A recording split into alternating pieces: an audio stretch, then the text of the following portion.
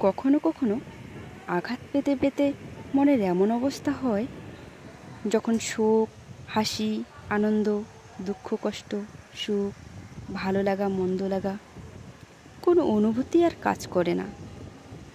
আঘাতগুলো এতটাই মানসিকভাবে স্ট্রং করে তোলে যখন শত অন্যায় অবিচার দেখেও আর কষ্ট লাগে না।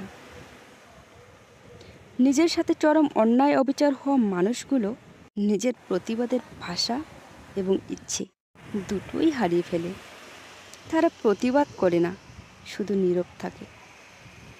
যারা অন্যায় দেখে দেখে অভ্যস্ত তারা সব আবেগ অনুভূতি হারিয়ে ফেলে।